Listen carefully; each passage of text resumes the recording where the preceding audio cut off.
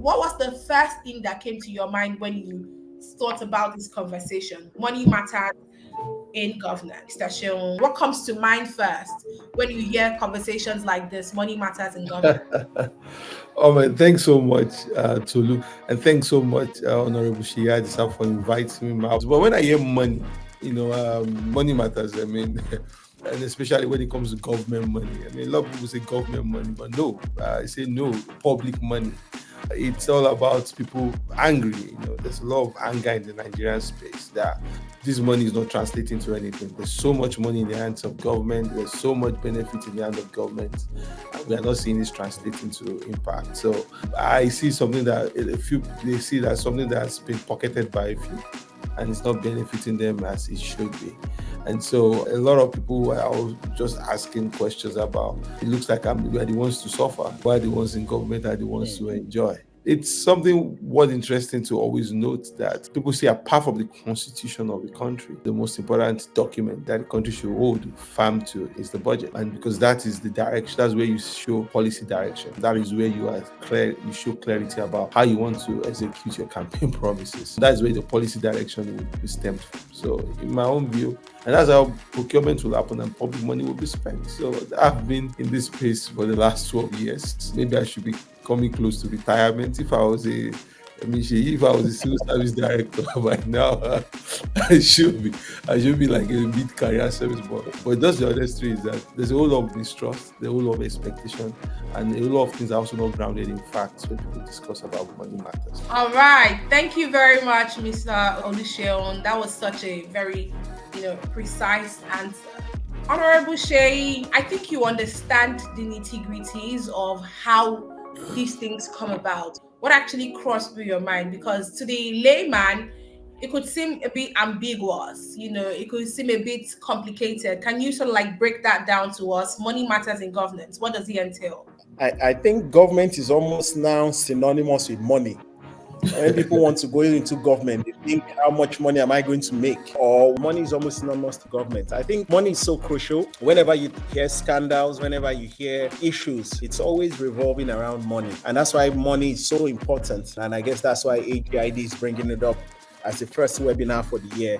I think money is the center to the whole purpose of government. The executive is spending it, the legislature is making the laws or the bills for it. And even if you go to court, a lot of your cases have to do with failed contracts and failed promises. So it's such an important area. And I think we'll do a lot of justice tonight with the person we have on board tonight. Like you said, he's an authority when it comes to holding people accountable for money. And I think the work he's done in this field is absolutely phenomenal, and I'm looking forward to this conversation. Thank you, Mr. Sheon, and also thank you, Honorable Seyi, for that very precise answer. So, Honorable Seyi Adisa, this question is particularly for you because you are in governance and you understand process behind how budgeting is made. To the average citizen, when they hear budget, they think income, they think expenditure. But we want to know, is it the same for governance? Is it the same for the government? What is the process behind it? For the average individual, you already have your own money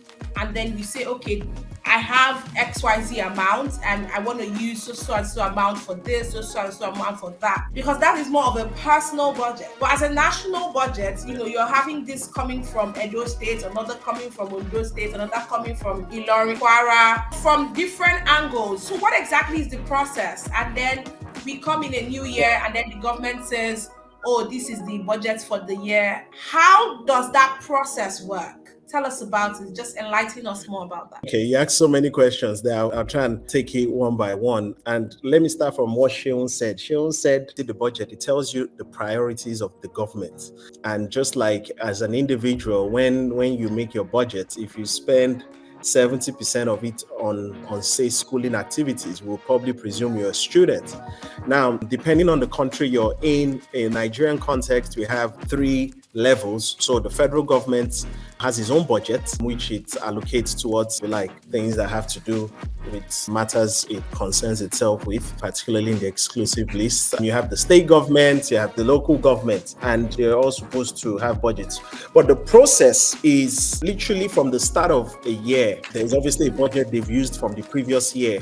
And there are different types of budgets. There are budgets that people just do whereby they just increase what they did last year. So if last year we bought pencils for 20 naira, we will buy pencils for 30 naira in the next year. That's like incremental budgeting. And then there's the zero budgeting whereby you start from scratch. Just because I bought it last year doesn't mean I'm going to buy it this year.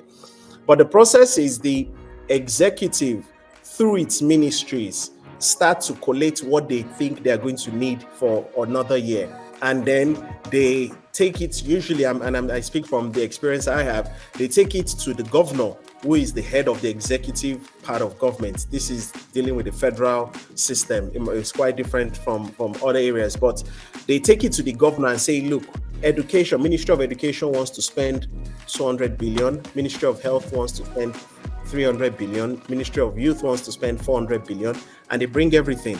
We call that process like going to Treasury. And then the governor obviously sits with them and says, look, as the head of government, we're not going to spend money like this. We're all the budget we want to bring in line with the plans we have for the next 5 years is X amount.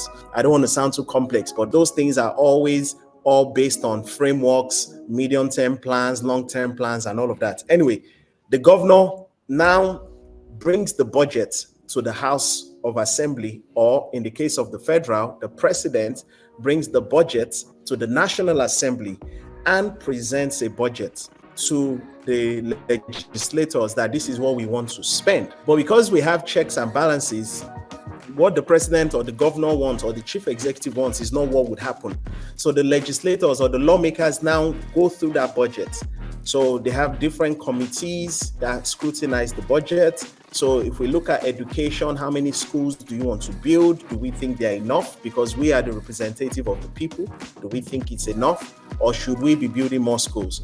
Or should we be doing less? We think it's bogus. Let's make it less. In the health sector, should we do more? Should we do less? So the lawmakers scrutinize the bill. They can add, they can subtract. They have the prerogative to appropriate. They're the ones that are going to pass the law of the budget. The budget has to be passed into law, as it were. So the lawmakers are the ones that do that. And that's why you see a lot of things on TV towards the end of the year where they're doing budgetary exercises. So they call the executive, they call the relevant ministry to come and defend what they have proposed through the governor.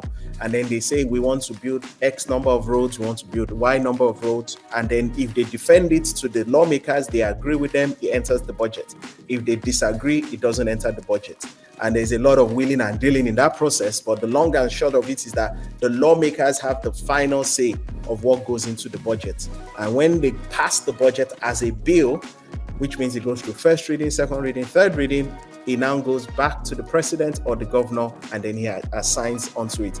It's when the president or the governor signs upon it that it becomes law, and that becomes the official budget. So a state governor will sign for the state, it becomes a budget. The president signs for the federal, it becomes the national budget, and that's what we work with. So it's a process of the executive and the legislature all playing different parts at different times to ensure that what is the priority of government, what are the wishes of the people are reflected in the budget. That is ideally how it should be.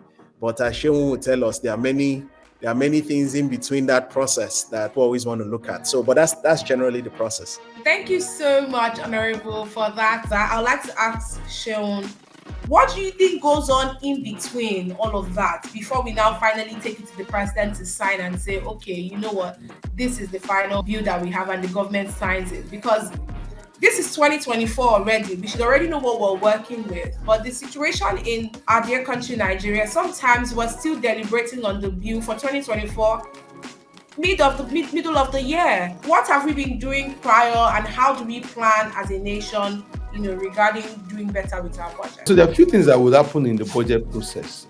Primarily, I would put it in 4 buckets. Number one is that you're looking at the revenue optimization in that situation. Let's not forget that there's always a contention between the National Assembly or the state legislature and the executive about who holds full appropriation powers and how wide can those appropriation powers could be. And let me break that down. So if I submit a budget to the National Assembly or the State House of Assembly, how much tampering can happen to that document? I mean, can they introduce new items? Can they adjust old items? Can they remove items?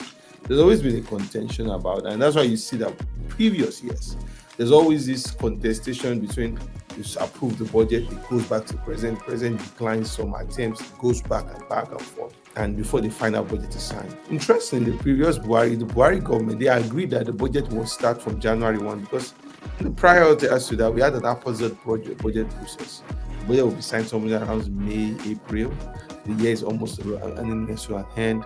I mean, the first 5 months of the year, you don't even have any capex project going on. People are just paying salaries, doing nothing. But like now, you have the budget was signed on, I think, January 2nd.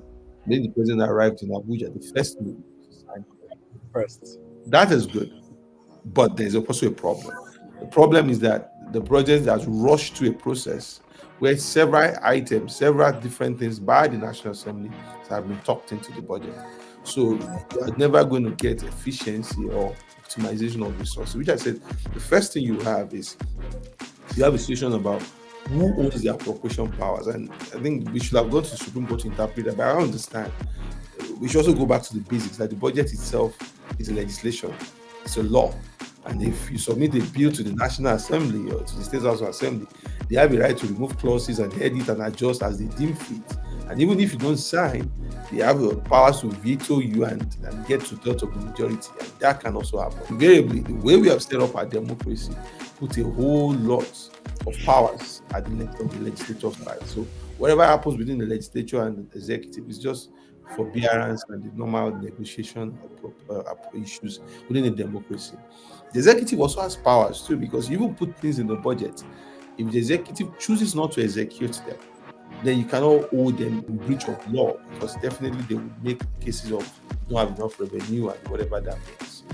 But what we have is that the National Assembly first wants to raise the revenue, because if you give me a budget of 12 trillion naira, I want to make it 15 trillion naira so that I can stock in items worth 3 trillion naira inside of it. So you're looking at, that's why one of the things you see them fighting about is the benchmark price of crude, because you want to use that, maybe an extra $5 on the crude benchmark to be able to get more revenue so that you can put in more items. Sometimes it is to also reduce your deficits. And what do I mean by deficit? You have a situation where your spending minus your revenue is your deficit. If you are going to spend 10 trillion naira and you're going to make a revenue of 6 trillion naira, your deficit is 4 trillion naira. So at some point, there are some prudential guidelines or limits where your deficit should be. So you might also want to make that adjustment. So those are the things you see that goes between the executive and the National Assembly. Previously, the gentleman agreement was that the National Assembly was going to keep its introduction of the budget within the limits of the constituency projects. So there was now there's an 100 billion naira fund that was given to the National Assembly to do constituency projects. And they now divided it on seniority and all of that, who gets what and who gets what. But currently, National Assembly has gone beyond that. In this last budget, we're analyzing it in budget. The Ministry of Agri's budget was 362 billion that the executive submitted. That budget came out as 993 billion naira. The National Assembly by itself added over 680 billion to the Ministry of Agriculture's budget. And if you look at those 680 billion items on just technically constituency projects, call them. So we are moving to a point where to me, my own view, there's a legislative overreach when we look at our national budget. And in that way, I don't think we'll get the kind of results that way. Because you now see situation, and I'll give you an example. It's an open air. You have a situation of a place like a Surulere. When you go into Surulere now, you don't know if is this the state government that is working there, is it the legislature that is working there, is it the local government? Because the only person working in that local government is the current chief of staff to the president. He's built roads, he's built stadiums, he's built hospitals. True, because constituency project and putting things in different ways. So we cannot get optimal results that way. And I think that is the contention in our budget process when you look at this specifically. I think maybe the current president is not looking at it well. I figure out maybe he will learn as time goes by. Yeah, and I think it's interesting you say that, that like you said, it's a bill, and so it's the legislature that should pass it. Hopefully, they will be guided in that process. But then you went on and said it's legislature overreach, which means they are almost going over the power. I don't know if, as a former legislator, I think scenarios where the lawmakers increased the budget and the governor refused to sign it, or in the case the president refused to sign it, simply because according to the medium-term framework they had, they couldn't have a budget that big. And so there was a lot of back and forth and they had to push it back. But for me, constitutionally speaking, the budget is a law. You have to pass it. When the governor brings it the first time, we have a first reading, we go into second reading, then we take it to the committee stage. The appropriation committee takes it on, and then we have all these committees looking at the budget, and then ultimately we take it for the third reading, and then we pass it. And so unless the only way is for you to come and amend the law and say, we don't want this law, we want you to re-amend it. But this sort of passing it back and going back and forth, I think these are some of the challenges we're having in the way money is spent. But I think that's my point of view. I think, and the argument of those in office or the legislators is we are the ones closest to the people. We understand what the people need more than the civil servant that isn't elected, that came and put some things in the budget, and then we're having to spend money on things we don't need. Whilst we that were elected as legislator, we understand what people need and should be able to make adjustments accordingly. But a lot of times you see that people just misappropriate powers. Because if I'm the chair of maybe appropriation committee, or I have an outsized role in the legislature, I begin to do things that would favor me or advance my own political benefit. So I begin to build roads in my constituency, and then my constituency might not be the one that urgently needs roads. But I'm doing all of that so that I could properly benefit myself. And so I think that's the bigger danger in there. What I always advocate, which I think should have been the best situation, is a form of like an informal understanding. Especially when you have like the majority of the National Assembly and the presidency in the same party. What is our vision for this government? Because if our government doesn't work well, people don't just call the president, they call the party too. So the party sits down and say, this will be our priority, this is our target. And then we'll fund along the line of those targets. So I think, and we'll streamline along, ahead of when the president presents the budget. Because we all know that whole process is ceremonial, but it should have been a conversation so that you are working at the same direction about your purpose and your focus for the Nigerian people.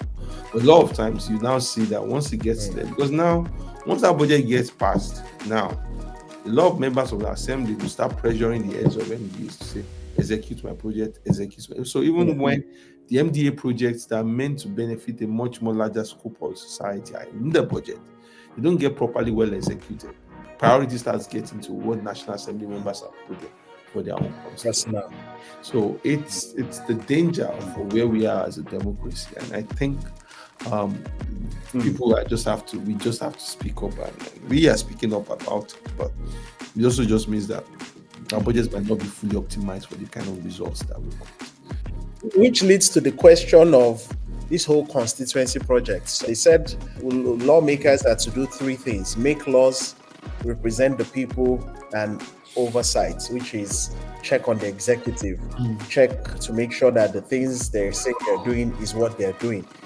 Obviously, that constituency project is really none of those three things. We have just created it under representation. That representation also includes us doing roads and boreholes and all of those other things, because if we're going to wait for the executive to come and do it, they may never do it. And as lawmakers that want to be re-elected, you want to make sure that you are seen to be doing something in your constituency. Isn't that the bigger problem, really? That's, the whole thing is skewed. I don't think constituency projects are bad, personally. Maybe budgets might think otherwise, but personally, I don't think they are bad.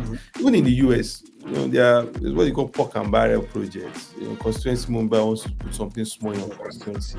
In fact, even in the US, you see, if you look at this recent President Biden, either the CARES Act or either what he's trying to do with these chips and all of this whole Inflation Reduction Act, there's a bit of targets around the swing states, the Ohio's, the Iowas, just to put in infrastructure, and those are like the industrial belts of the US, so that at least when we start building things in your area, maybe you start thinking of voting for us.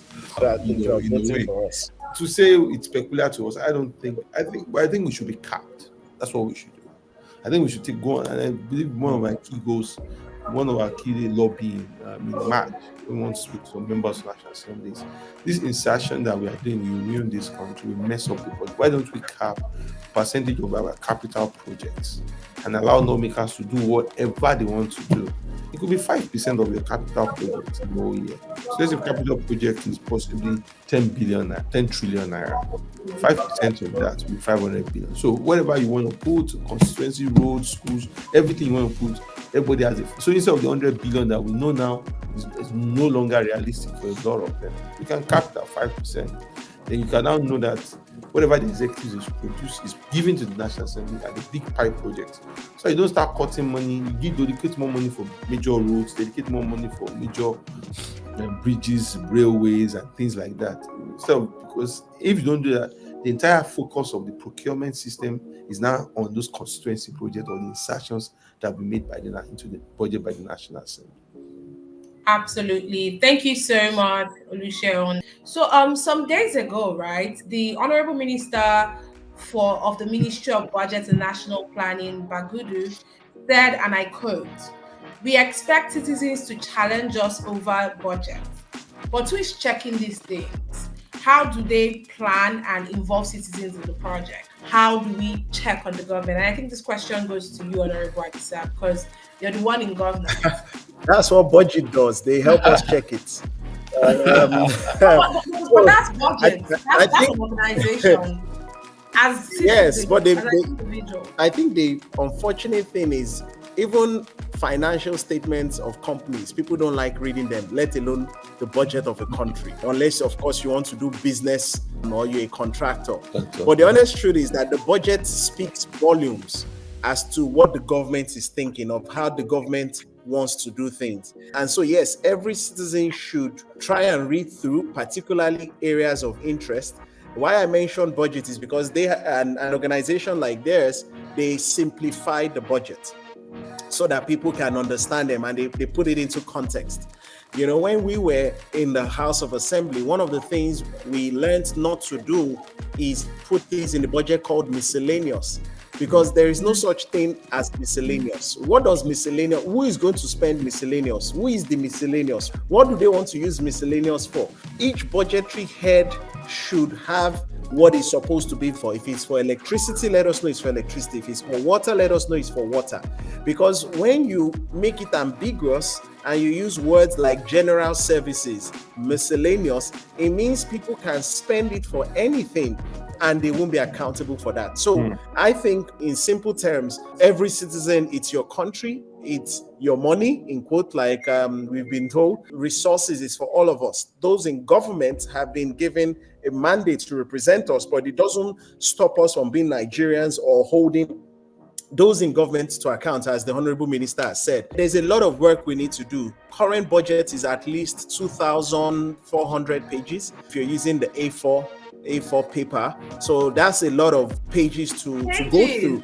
But then we have organizations like budget that now break it down and say Ministry of Defense has the second largest budget and the Ministry of Finance has the first, and so on and so forth. And that brings it home to the average man on the street. And that's why sometimes some things are sensationalized, like, oh, they want to build a building for X billion or that billion, because somebody has done the job of scrutinizing the budget and then publicizing it. But really, this is part of what I feel every citizen should be involved in, particularly because it is your money, and number two, it would determine whether things are done in your area, your roads, your schools, all of those sort of things. You want to have a clue about what's going on.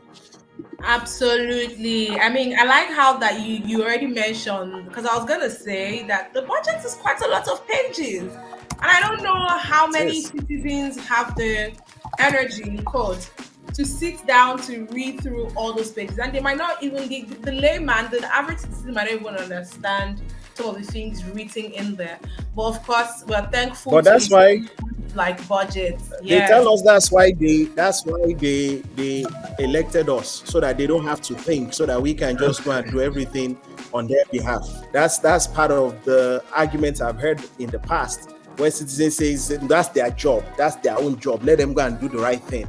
It's not my job anymore. I have elected them. Let them go and do it. I mean, and that's a school of thought, which, as we know, shouldn't be the right school of thought, because it doesn't stop the fact that it's still your country, and you live in it depending on how government runs the country. Of course. Right, absolutely. I hope citizens in the house that are listening, we need to do better.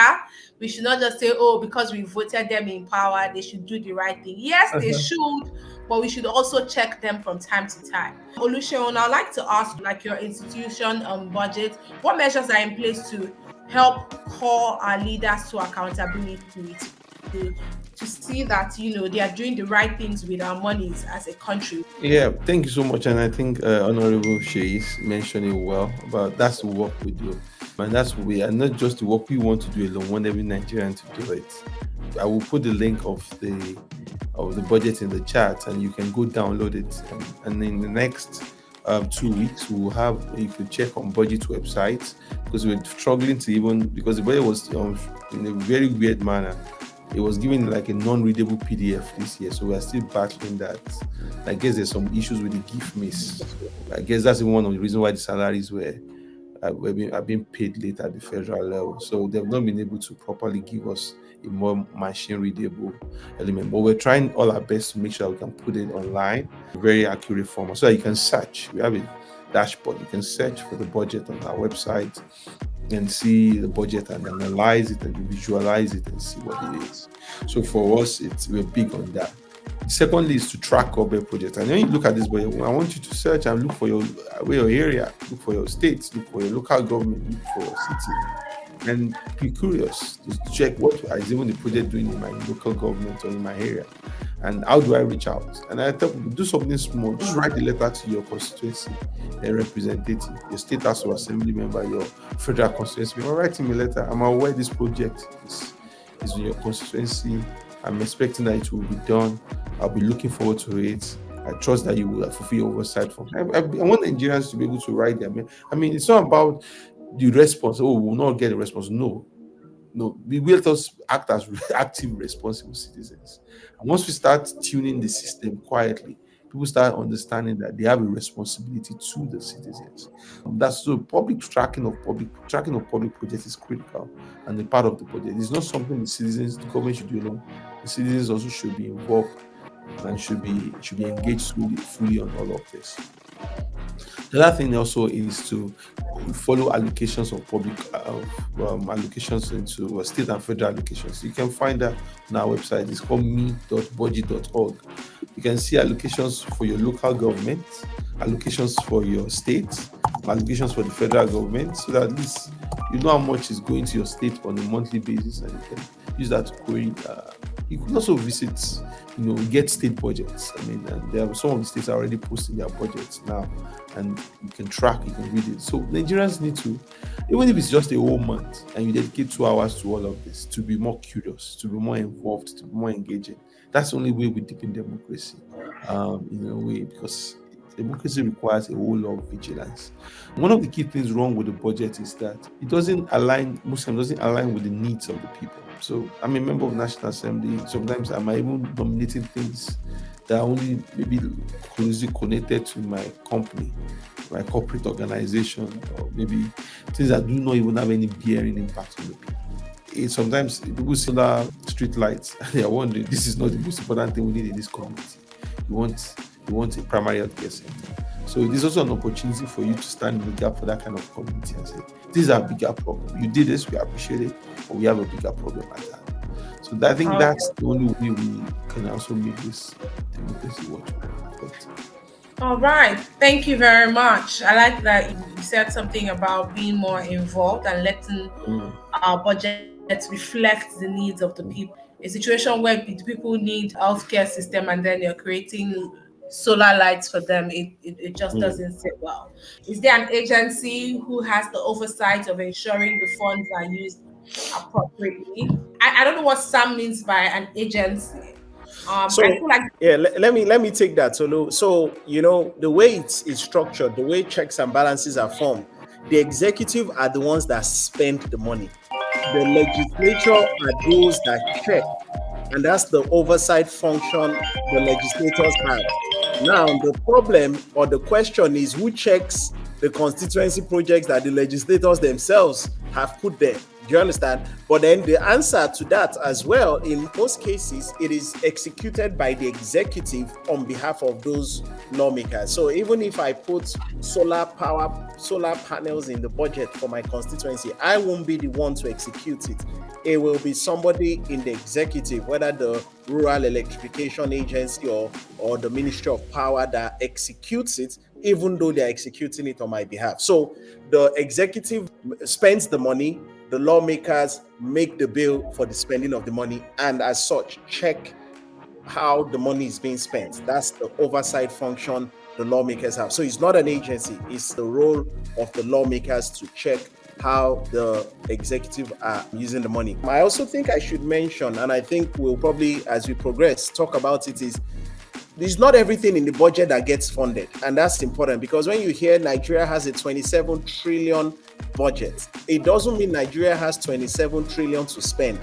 So when you hear National Assembly has 200 billion something, it doesn't mean they are going to be able to spend it. Budgets are estimates. It is what they want to spend, but they need funding to be able to do it. So if they don't have enough funding, it means they may not be able to. And that's why we have budget performance of 70%, which means we're only able to do 70% of the things in the budget, or 80% performance. And in some cases, it's as bad as 40%, 30% performance, because they just didn't have enough money to fund the budget. And then the question is, that 40%, where did you spend it? Did you spend everything in governor's office, or did you spend everything in a Greek, or where did you spend it? But those are questions. But it's just important to say that just because the budget says something is 27 trillion or 50 trillion, it means everything is going to be funded. It certainly doesn't mean that.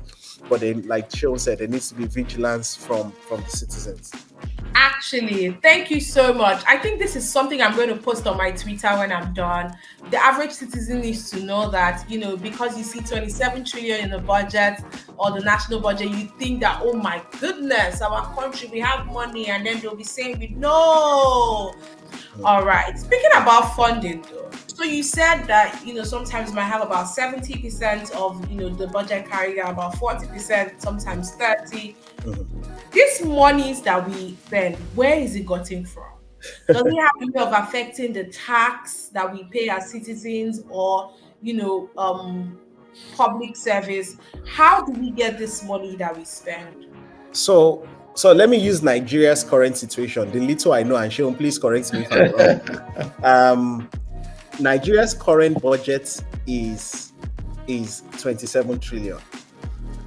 Of that 27 trillion, they expect to raise 19.4 trillion and borrow 8 point whatever the difference is from the banks, or from debt. They need to borrow the remaining 8 point whatever through debt.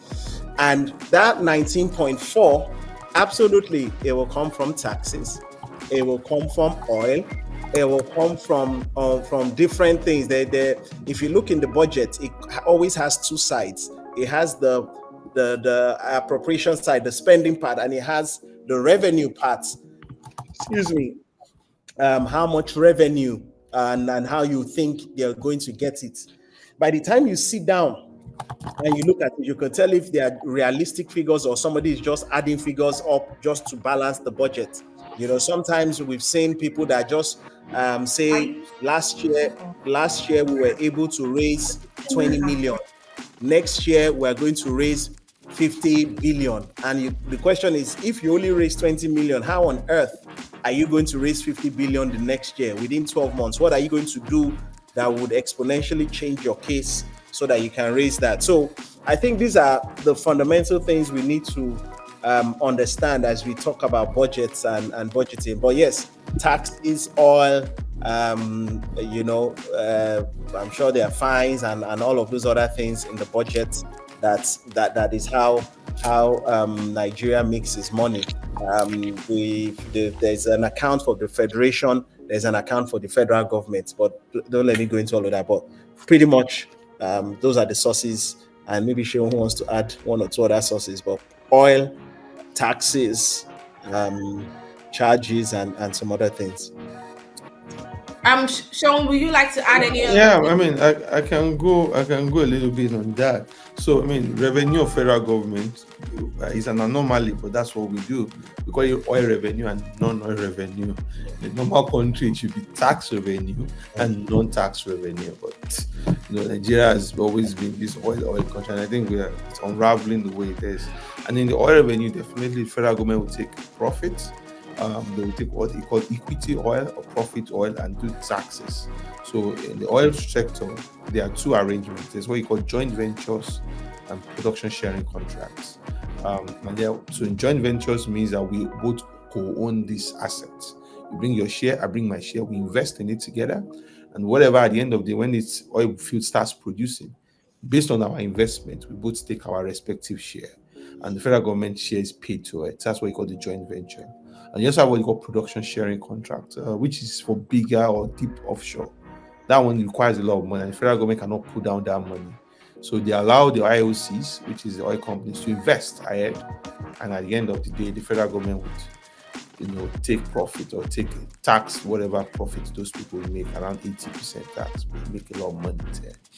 Then you also have now what you call royalties, which you could technically call womunile, like the one that owns this land. For your right to even be able to drill from this land, you need to pay something. You need to show some love, as they call it on the streets. then you have then you have the non-oil tax or non-oil revenue, which is either the company income tax mainly, or you have the value added tax, or you have the customs duties. Those are like the major planks.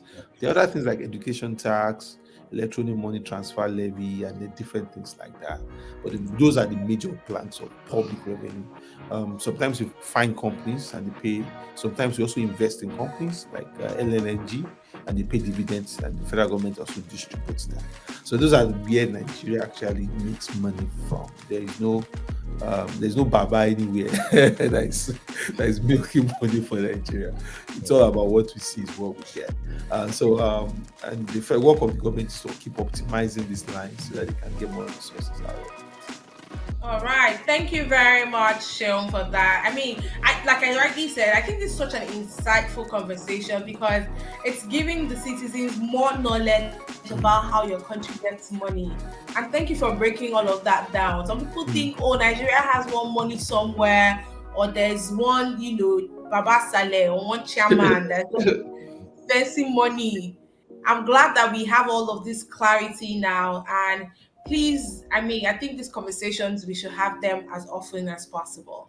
So, whilst you were speaking, Joe, you mentioned, Honorable Adisa, you mentioned that, the executives spend the money, but then the legislature, the legislative Oversight. help to, pardon? They oversee, Yes, oversight. they help to check and see that this money is appropriated properly. But then when it comes to prioritizing, so for instance, we want to do quite a couple of projects as a state. How then do we prioritize and say, you know what, we might not have all of the money that we need right now, but let us address the pressing issues first so that we can represent the needs of our people? How then do we prioritize, or how does the government prioritize, on the budget? Because we can't do all of the projects at the same time. We are taking one step at a time. So how do we prioritize? I think that's why you need a good chief executive that is a manager. You need governors and presidents that are good managers. We're never going to have enough money. Not even in America, they don't have enough money. Every time you would have unlimited wants and limited resources, and it's the ability to stretch these funds. So, one of the abnormalities I've seen in my time in government is they put things in the agriculture budget. We all know that our rainy season starts in March.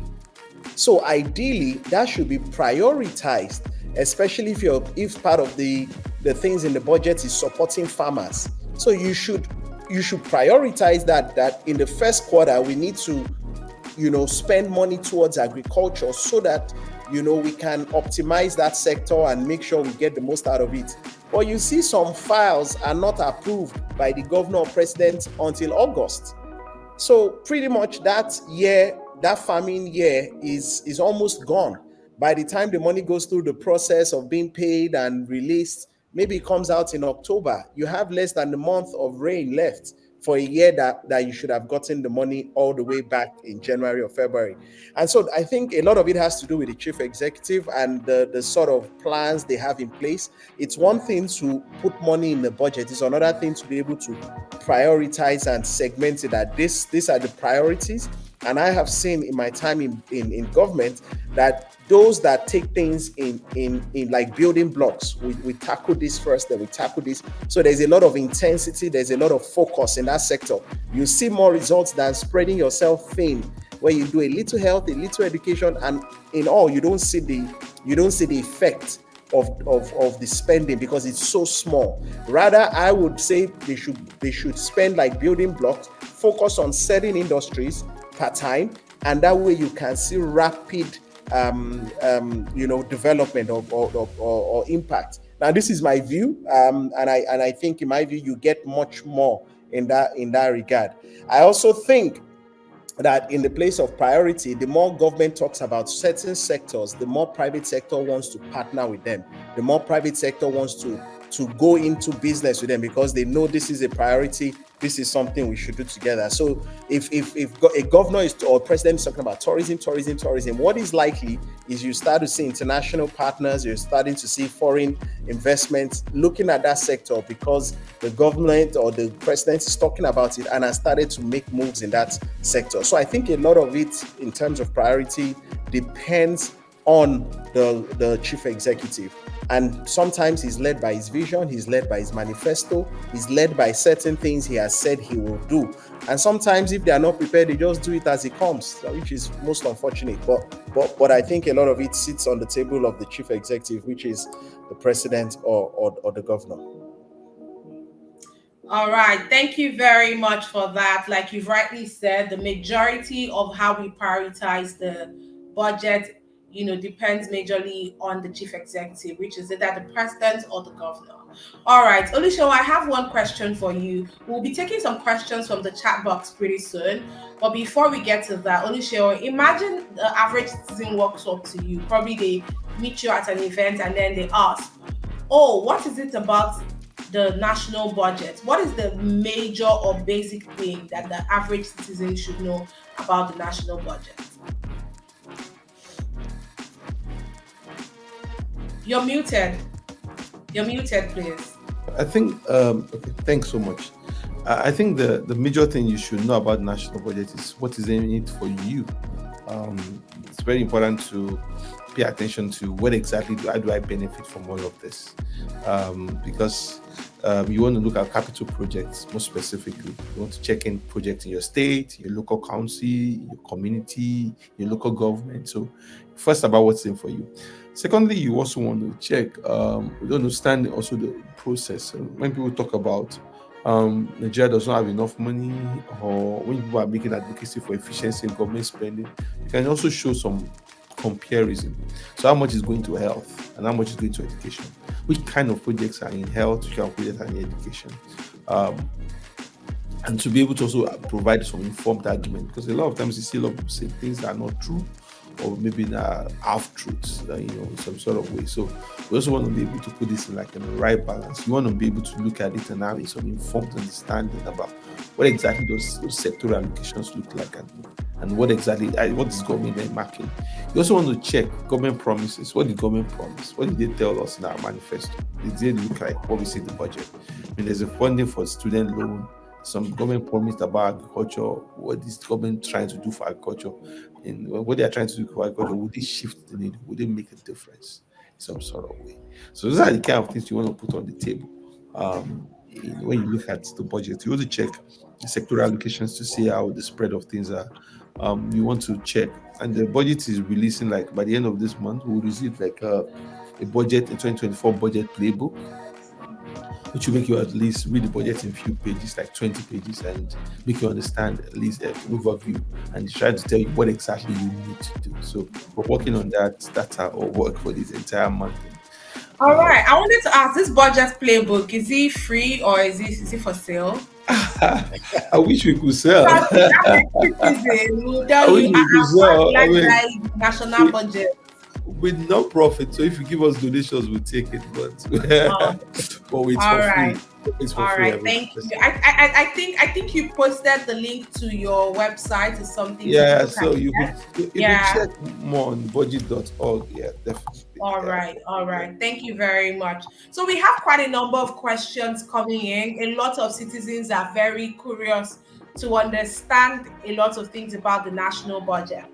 This one is coming from Bisola Atiba Oladipo, and she said, manufacturing and infrastructure are key components in ensuring a country's economic prosperity.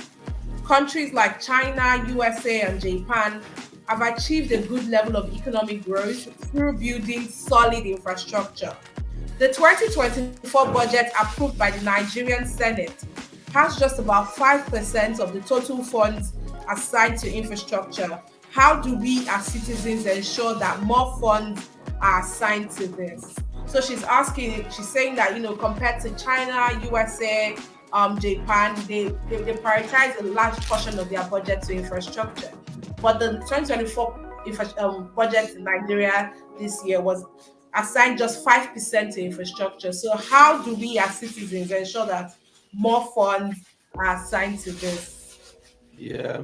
And I think while you were talking about infrastructure, the I people mean, national lights went national off. infrastructure answered you. I Thank mean, you. oh God. Honestly, maybe if I take a little bit before Honorable Sheyi mentions this one, because to be honest, Nigeria has too many competing priorities for a whole lot of things. And if you look at the budget, we are talking about a budget of 26 trillion naira. The entire budget of Nigeria is like half of the budget of state of Maryland. If you put that in dollars terms, that's a $28 billion budget. That's 1,000. State of Maryland has more, like almost twice that size of the budget, more. I mean, local council in Maryland, I'm talking about county, you see budget of $6 to $8 billion. So the budget of Nigeria is really, really small. I mean, the federal government budget specifically, and even if you have all the state budgets, it's really, really small to meet the needs of Nigeria. Now, in the midst of that smallness, if you allow me to use that word, we still have waste. We still have people being taken outsized benefit of the budget in a way. So my own thing is that you must ask, what's the primary responsibility of government? And to answer Bizola's question, the primary responsibility of government is security and welfare. So I always start from the budget. I get the budget even first cater to that primarily. One is security. So what's government to also prioritize security? Secondly, health, education. And when you put those three things on the board table, you can now pull up the next levels, which are now when you talk about infrastructure, roads, bridges, and all, because there's not enough money to fix those things. I won't lie to you. That's why the government also has to get very creative. What can you solve? What can you do differently? Because I mean, our infrastructure stock is still very, very low. Power is, for example, part of infrastructure. Energy infrastructure. So, in my own view, it's very important that the government invest in infrastructure, but we need to get creative with how we do infrastructure in the country, because there's not going to be enough money in the public purse to do it. Yeah, I think I love the way Seun's answered that question, but maybe I should also say this way. If we look at the Nigerian budget, I'm not sure, but I think it's something like 52% are recurring costs. So that means operational. They are not capex. They are not capital. So you're talking about paying salaries. You are talking about keeping the lights on. You're talking about just having water and things in the tap. That's not capital. That is just keeping the country going, as in just paying civil servants. And we know that money is even not enough. We're about to go to another wage increment, which is due at this point in time. And so imagine you add X, even if it's an extra 100K or 50K. multiply that times the number of civil servants and multiply that. So, I'm just trying to say all of this to put it in context. And like Sean said, the money is never really going to be enough. And there comes the creativity and the management that is required from those in office. That was what informed PPP. That was what informed concessioning. With concession a road, you give it to some people, go and do it with your money and collect the money back over a period of time. That's what leads to getting loans from Sukuk loans and China and all of these places. All of these things is just to expand the net of what can be spent. But like Sean has said, when you look at the fact that just recurring expenditure alone is usually, governments try to make the capital much more than recurring, but in most cases you see much more recurring. So these are the challenges, and you know who wants to be a leader here? You need people that are ready to stand up and be creative and really find ways to bring this development, this infrastructural, closing the infrastructural deficit gap. But we have to work with what they have. And Sean's put it in context. When you think about states like California, I'm not even sure we're up to 10% of their own budgets, when you think about states like that. So just put it in context. This so-called 27 trillion, it's very small if you look at the global picture. So in comparison to other countries, that you're seeing those long bridges, that you're seeing all those big things. If we put it in context, what you're spending and what they are spending is the difference is clear. Yeah.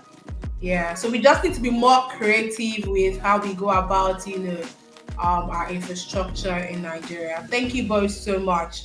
All right. So someone is asking, Ayodeji Ogundoile says, I've identified one of the significant issues faced in Nigeria as systems of structure. So to him, he thinks that the issue in Nigeria is systems of structure. So, but why are other countries across the world working despite the levels of debt accrued as compared to Nigeria? I mean, debt is almost everywhere in the world, but other countries seems to be working regardless. But in Nigeria, yes, we're in debt, but are we going to say that that's the reason why, things aren't exactly working in the country? Or could it really be his observation as a system and structure issue? Honorable Seyi, I want you to answer this question. You want me to go first? Okay, let's. Yes, So I think if you look at it holistically, if you take everything Singapore did and you brought it to Nigeria may still not work, because there is no perfect formula. When we talk about building strong institutions, first of all, you're not going to build them overnight. Number two, you need people to build them. Okay, and so that's not going to bring an overnight change as well. I think we need strong systems, strong institutions for sure. But again, we need leadership. We need the agency of a leader that is able to harness everything within that context and bring something out of it. I've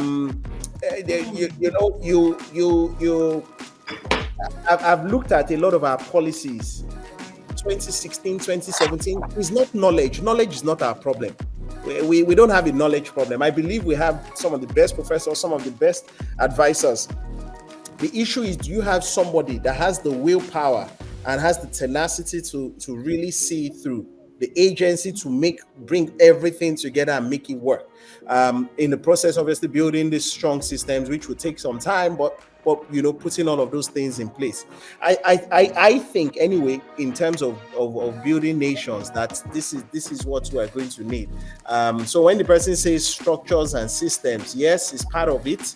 But you need someone that will really champion this cause, that has the agency to really understand this his own environment, this his own nation, and be able to make things happen for it, because there is no perfect formula anywhere, and the circumstances will never totally be exactly the same thing. Even if you have the same country size, even if you have the same thing, the fact that you have different culture can truncate some processes. that you have different literacy levels can truncate a process. So that's just how complex it can be. Absolutely. I mean, I agree with you, Honorable, 100%. Just reminds me of, the very popular systems theory. What could be a fantastic theory in one system could be a caricature in another because of the difference in culture, difference in people, society, the way they see things. So we need a solution that is contextual to Nigeria, a solution that is, tailor-made or custom-made for Nigeria. Like you rightly said, if we applied everything that Singapore did verbatim in Nigeria, it just might not work. Sean, do you have anything to add to that? I mean, culture is critical. Culture is really important, and it's something that we must be deliberate about. And culture is two things that are very critical in culture: what you punish and what you promote, what you incentivize. That's culture. If someone and we all work in organization, if people know that there's a high cost for bad behavior, they will do the right thing. And that sets the culture within the organization. If they don't feel like they can cope in that environment, they will leave. Maybe they are not culture fit for that space. So we have to decide, what do we promote? Because I hear a lot of things that says, this person are overwhelmed. There's no system without consequence framework that works. If government says, we have set a rule, we have set a law, and this is the consequence if you don't follow the rule and the law, then you know that definitely there will be punishment. So that sets the culture. Second thing is also the perception of the leader. People also want to see that and say, like, is this a rule just for some few people, or is it the rule for everyone? Once the leader sets that rule, this is something that even me myself, I embody these rules. I mean, if a culture of a space is hard work, and you see the leader playing golf, morning till night, then definitely you know that it will seep in the environment that nobody cares about how the work is done here. So for me, we have worked with a rentier culture for too long. There's oil on the ground. You don't need to do much. You bring a rig there, you drill it, you sell, pocket the money. Now we have to get into the hard work of real productivity. And I think that's what we're constantly struggling. How to win ourselves from those cheap opportunities that rentier culture has given us. It has given us cheap oil for years. It has given us cheap forex when we were not productive to back that value of that forex. Now we have to face the reality, about where exactly we are. What has risen to its level. When the tides are over, who is winning. Where the tides are receded. Now we now know the true position of where we are. So that's why we have to go through this corrective phase. It's just for the government to deal with it in fairness and with trust. So it's not the citizens that are going through this issue again. You can't be buying brand new 160 million naira car and start telling citizens that there's no money. There is money in some sort of way. So they just understand. With trust is great. Thank you very much. I absolutely agree with you both 100%. The culture is what we promote and what we punish. The more we promote something, people will continue to do that. But if we, correct something, they understand, okay, there are going to be consequences for this action. But just like Honorable Seyi said, if we had applied everything that Singapore did verbatim to the Nigerian system, it probably will not work because our systems are totally different. What might work in one system might just be a whole caricature in another. Thank you very much. We still have some more questions coming in, but this one is coming from AMO, and this person is saying Nigerian budget isn't the issue, regardless of whether it's spiking this year or whether it's spiking this year or reducing in the next. The implementation stage and auditing of finance needs to be addressed. And he says that most economies survive on debt. However, institutions have been in place to checkmate their excesses, or is something else happening within the government that the citizens aren't aware of? All right. This question is from Israel Babundo, and it says, I have read and seen situations where private citizens have tried to step up to repair or build things in the constituency, but have ultimately been frustrated by either the local community leaders or traditional leaders, with financial demands being made before this project can take off. So probably a citizen is very concerned and says, "Oh, I think within my constituency they need a borehole here. We need to probably adjust the road or something." This person is frustrated, against their own goodwill, probably by community leaders or locals there saying, "Oh, you need to drop some money, you need to show some love to the boys on the streets," even before this project is carried out. So this person is asking, how much power do citizens have when it comes to doing projects in a community? That's one. Two, how would an elected official deal with or handle a situation like that? So if it was an elected official that wanted to come do the same thing the citizen, is passionate about, how would the elected official handle something like that? It's community leaders frustrating efforts of individuals or organizations trying to develop the community. So what do we think about this, Honorable? So let me start with the first question. He raised something very fundamental, and in my experience in government, I think this is probably one of the checkmating things we can do. You see, he mentioned the Auditor General. That is such a powerful office. But the problem, it's a civil servant. He's paid by the governor. All right. And so there are limits to what he would expose. There are limits to what an Auditor General should be checking accounts, not at the end of 4 years. He's checking regularly on a monthly basis. He's checking spending, he's checking all of those things. And the honest truth is they even have reports. I'm not sure their reports are published. They are usually just sent to the governor. But the point I'm making is that maybe a change we can see is the Auditor General being somebody that is totally independent. Maybe not, paid directly and not having to be under the governor, because ultimately they can't expose certain things because they are also staff that want to be promoted and want to go through things. So I think as they mentioned, the auditor, I just kind of cast my mind back to some of the things I've learned, and these are some of the changes that almost like how the judiciary gets his own funding directly. Maybe the office of the Auditor General should be totally distinct and should be more transparent and publish more things, so that people can know what's going on. We know that comes with its own inherent risks, but those are some of the type of changes that are there. Now, to Israel's question, first of all, those people asking for money, they are also citizens. So, he said, how do a citizen being frustrated? They are his fellow citizens. And the way to look at it is these are stakeholders. These are, in fact, key stakeholders in those communities. And so part of your planning, and I like to be as realistic as possible, is stakeholder management. Part of your budgeting should include stakeholder management, which means ensuring that the people that have kept that space for you all this while before you brought the borehole, that they will need, may also need money for petrol to service the borehole. So unfortunately, you would assume, because we face it a lot as elected people, when you want to do things in the community and they start demanding other things, and sometimes you just really get frustrated. But I've also learned not to be frustrated, but rather to see it as this is feedback. To be honest, unfortunately, this is where we are, and put that in my plan, in the whole framework.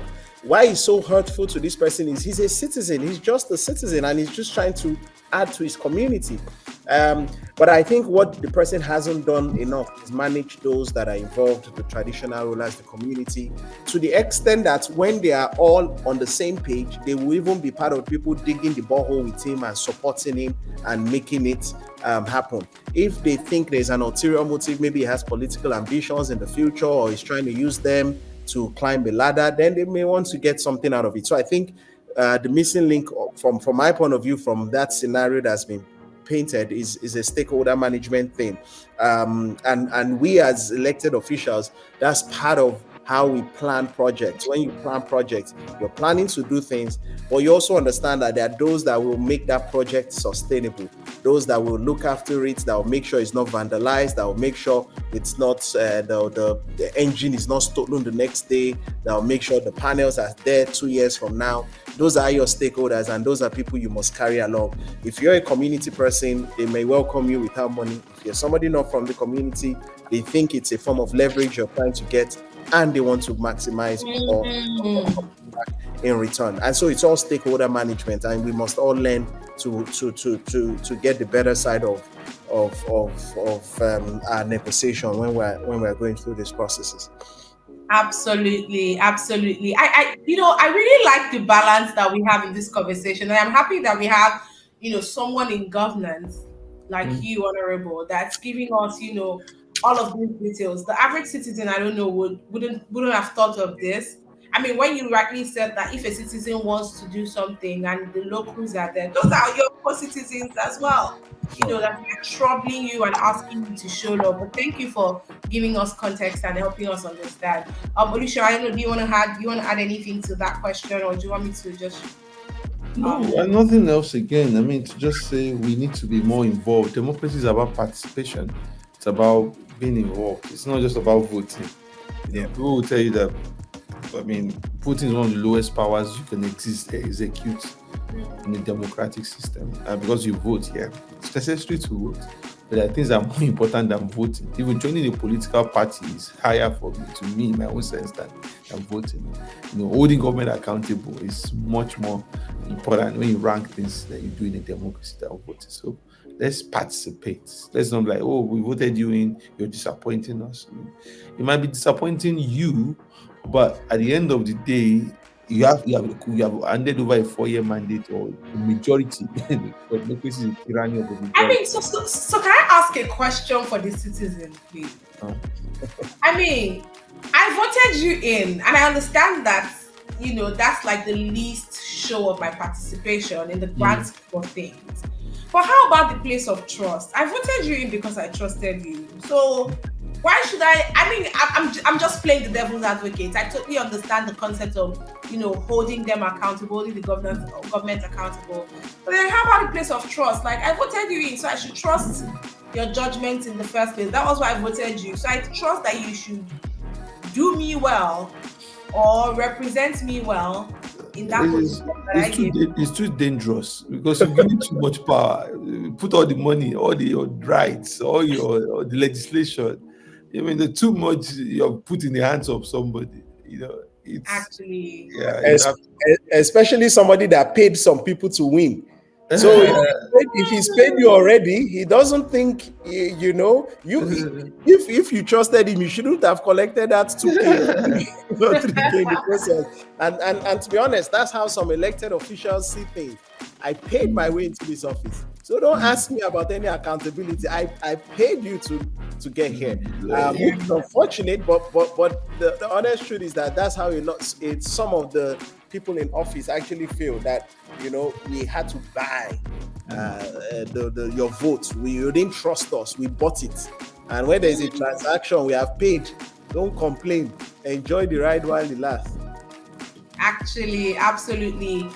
There's a lot of work to be done, though. There is a whole lot of work to be done. I mean, it's one thing for them to offer you money, and another thing for you to accept or not and say no, you can't buy my vote. But anyways, please, just to announce to all our participants, there's a poll in the chat box. Please do well to fill it. We would like to get your opinions via the poll. Thank you very much. So AMO is saying recurring expenditures must be disseminated to the general population at the end of every pay period. The economy is not friendly simultaneously. Government executives are unwilling to pay their workers' salary. Oh, sorry, the question has gone up. I was just reading something. Okay. All right. I can't find the question anymore in the comment section. But please, the polls are up. The poll will be ending in another 38 seconds. Money matters in governance. Please do well to fill the poll. Should citizens have the right to remove items from the budget? Yes or no? What do you think? Please let us know about that. There are quite a couple of questions. All right. Um. So, Mr. Shill, this question is for you. Do you think we can maximize the Bureau of Statistics for data driven budget allocation instead of the way it is currently being used? Yeah, I think so. I believe that we don't fund it well enough. If you look at the budget of Bureau of Statistics, it barely gets 2 billion. In fact, the whole of the reports that we see is funded by third-party elements like CBN funds, its inflation reports. Some of its GDP reports are also supported by private sector and CBN. We are a country that we don't plan, we just spend. I mean, and that's why we are where we are, where we are. In some sort of way. That's what you see with our budget. You don't say, okay, how many people do we have out of school? How many of them do we want to get in out of school? And what are the processes to get them into school? Do we need to build schools? Do we need to train teachers? Do we need to change curriculum and get the budget to now reflect that? Because of that, we just acted on impulse to spend, and everybody inserting their own interest into the whole public treasury. It will not work out for us that way. So I agree. Until we empower, until we run a data-driven, evidence-based society, we can't get the kind of results that what we want, because we keep just shooting in the dark. Apologies, I don't know. I have like 7 minutes more to go. I need to run. Oh, we will be wrapping up. We will be wrapping up the conversation pretty soon. Thank you. Thank you very much. Okay, so I was reading one. This person is saying the economy is not friendly simultaneously. All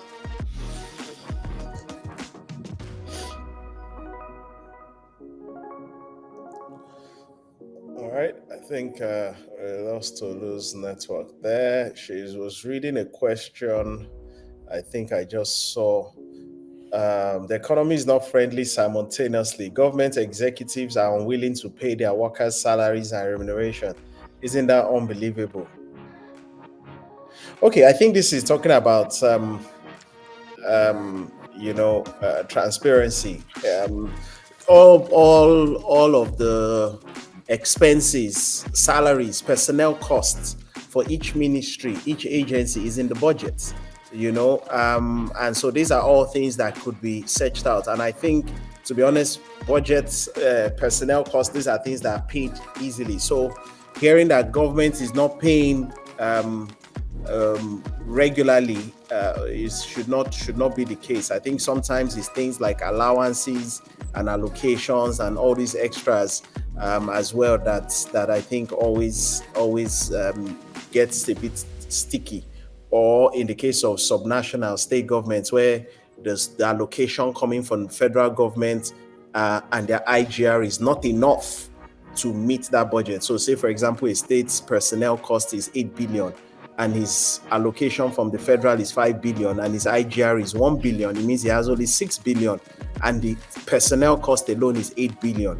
So in that case, even if he uses everything it has, it still can't pay his personnel, and in that case, it will owe workers' salary, and that's what happens most times. I think that should handle that question. So it's lack of funding, lack of ability to be able to meet the goals. All right, welcome back to. All right, we're gradually coming to the end of the event. But this person is saying that AMO is also saying Nigerians forgive and forget, and that is why they keep voting either the wrong person or the wrong party into power every time. AMO. Okay, how can we have a working system that will have the political leaders to develop a truthful, fair, and honest budget, and also hold them accountable in Nigeria? We already answered, the accountability question. Let me read one more question. Considering how some sectors like power, education, health, and infrastructure have not been so well prioritized by government over time, this raises a lot of questions. How does government figure out priority areas during budget planning? Do they really conduct needs assessments or just tweak an existing budget? Honorable Adisa, I know we already answered the question of prioritizing, but that's after the budget has been signed. But now this person is asking, before the budget even, goes out as law when it's still in the bill process? How do we prioritize?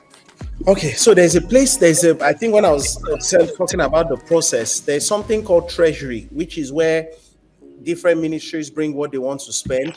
But there's like an economic management team that should do the prioritization at that point in time, that should put how much of the budget will be, how many percent of the budget will be education, will be health, will be different things. That period is when a lot of that should go into play.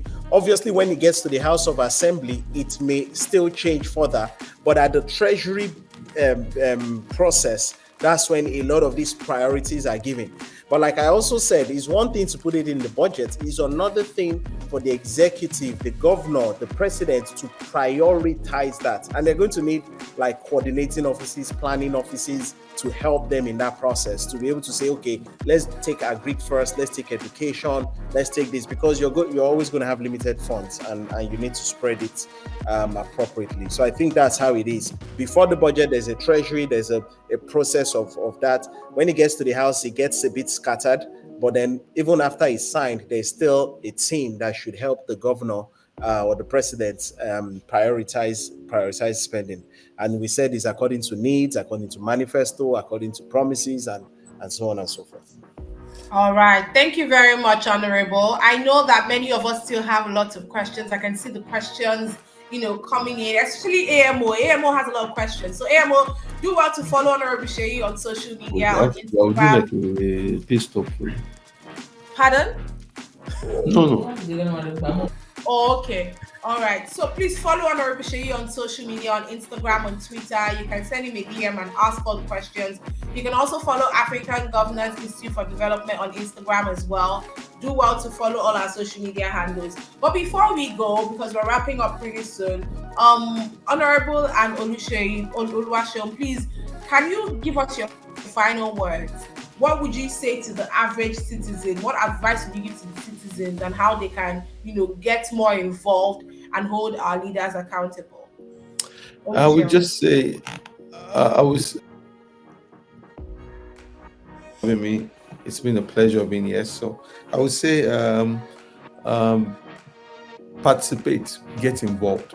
Pay attention, be more involved in governance. There is no Nigeria without Nigerians. There is no Nigeria that works without Nigerians not fully involved in it. So all of this is just to make sure that government works, and pay attention to how public spending is done, because we need more voices. This is not about budget saying it, Adisa saying it, or Tolu saying it. This is about you being involved. So please pay attention to governance and participate effectively around it. And the only way I've said it is you vote, yes. You pay taxes, yes. You check your public government budget, FG and state budget, and take your time to read. And I'm saying just dedicate 2 hours to it in a month, and write a letter to your constituency representative, either at the federal level, at the state level. Let him or her know that you are paying attention to what exactly is happening around you. And that's just enough for you to pay attention to as a citizen. And you can follow our website and our handles, budget.org or budget.ng, and you can get more updates or requests for data. And we are always happy to support you. Thank you.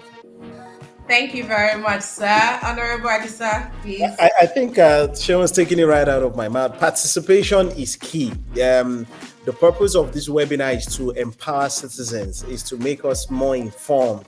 And while we appreciate not everybody is going to come into office, not everybody is going to run for office or go into that space, but yet everybody can play a part. If you're in the private sector, if you're in the media space, whatever space, you need to be an active citizen. You need to be vigilant. You need to contribute. You need to add your thoughts and ideas, and you need to question. You need to ask questions. This is what is going to give us good democracy, good governance, and a solid democracy. Leaders that listen and followers that talk, and you need that good mix to ensure that we're engaging, we're speaking to each other, because like they say, it's our country, and we must do everything to make sure it's the best place to live. So that's my final word. Participate, be a part of the system, be a part of those not complaining but trying to make a change, and I'm sure we'll have a better country and a better continent all in all. Thank you. Thank you very much. I mean, what more can I say? I can only echo the exact words that you said. Get involved. Beyond just voting and paying your tax, get involved. Go on the budget website and check what the Nigerian 2024 budget is like, what it entails. They've broken it down there for you to see. The playbook is coming out soon so that you can understand, broken down for the average citizen to, understand. Thank you both so much for joining us on this event tonight, Money Matters and Governance. It was such an insightful conversation. I personally learned a lot, and I'm definitely going to be sending this link to all my friends to watch and learn as well. Please do well to follow Honorable Adisa on Twitter, on Instagram. Do well to also follow Oluseun Onigbinge on Twitter and Instagram. You can check out Budget Online as well. If you have more questions, you can drop it on Instagram. Follow African Governance Institute. You'll see us on Instagram. Do well to follow us there and drop your questions. We'll do well to answer all your questions. And I think that we should do this more often. We do this once every month. So do well to mark your calendars. We'll be here again in March to have more juicy conversations about our nation, Nigeria, and how we can be more informed and more connected and more involved in our country. Thank you all so much for your time